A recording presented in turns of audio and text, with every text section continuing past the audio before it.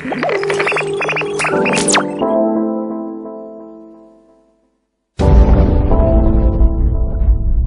understand that today the Gardaí went up to the house where we asked the sheriff to stay away from, and they forcibly entered the premises. I believe they kicked in the door and took possession of the house. In the last video, Constitution Hall's sheriff that we put up on YouTube, we specifically put questions to him. But the point is, when I'm saying to you about the sheriff's office, when I go to the courts, the sheriff then puts on his court hat. That's totally illegal, and there's no separation of powers there. And we were expecting some sort of response in writing or maybe even a phone call. So the questions we put to them were, if a magistrate sits on a bench, what authority has he got to write his own order? Because in this case the magistrate is also the sheriff's department and the sheriff. And I keep asking the same question. Yeah. The registrar gives the order, then he puts on his sheriff's hat and tells you go and repossess the home. Exactly, and you think that's fair? That's right. And lawful? Yeah. Well, I'm telling you it's not. And I'm asking the Gardaí today to uphold common law, which they're sworn to do. And this is not common law. Now, also under the Constitution, a man's house is inviolable under the Constitution except as to law. What law did this man break? I'm not saying he broke any law. Right, well then why are we here? He broke no law. The Gardaí should represent the Constitution. So we asked the question, is that constitutional? And also a man's home is protected under the Constitution. I'm going to read out now just a couple of the points of the Constitution here to you now.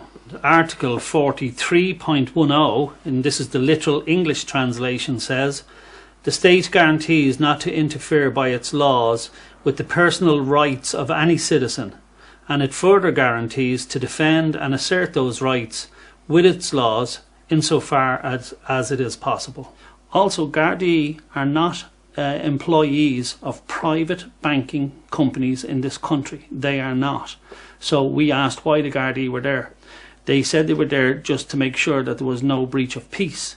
Now we find they're there supporting people breaking into homes. I understand that. Yes. But the judge at the time was not aware that there's a constitutional challenge being made as to the power of the registrar. Yeah. A registrar has only got the jurisdiction of something like 36,000 in the circuit court, am I right?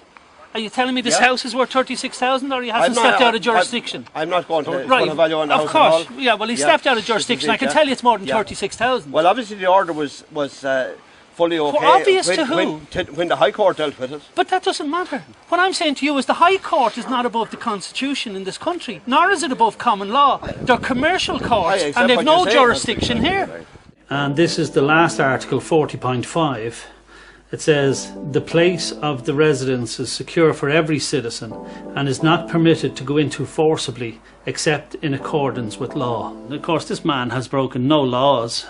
We know he is in dispute with his mortgage provider, but that's a dispute with his mortgage provider. Since when did the Gardaí act like this and come and work for the banks as private corporations and forcibly enter into a man's home as if he was a criminal? Just in case anybody thinks the Gardaí were acting under law, as the law being the order from a judge or a registrar, I'll read this part of the Constitution, which is 41.1. The state acknowledges that the family is the basic primary group of society according to nature, and that it is a moral institution which has inalienable, invincible rights, which are more ancient and higher than any human statute.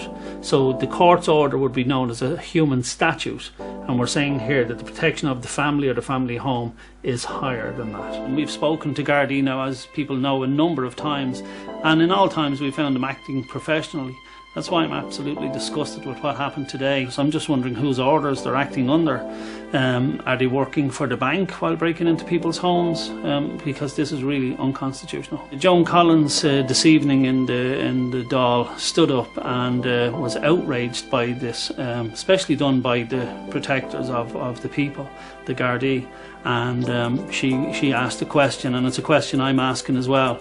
The only laws that I'm aware of have been broken by the banks, and I'm wondering how many bankers had their hull doors kicked in this evening. Who is high enough in the Gardaí to order guardians of the peace to come and break constitutional law?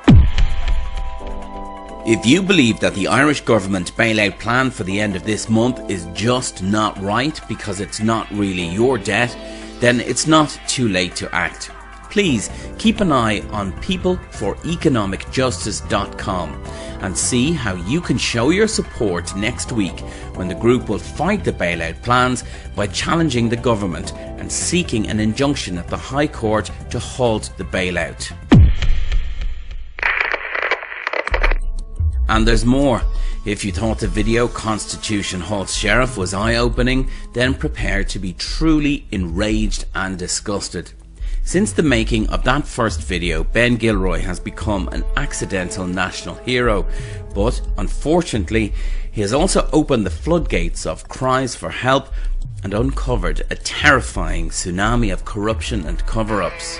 We can now reveal that Ben and his newly renamed organisation, People for Economic Justice, is about to expose an institutional cartel of collective corruption so insidious that it will rock the state to its foundation, and most importantly, it will educate and empower you, the people, by giving you the truth.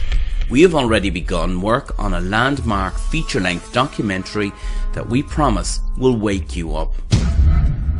No members of People for Economic Justice are being paid fees, nor are the participants or the production crew from revolutionbydigital.com.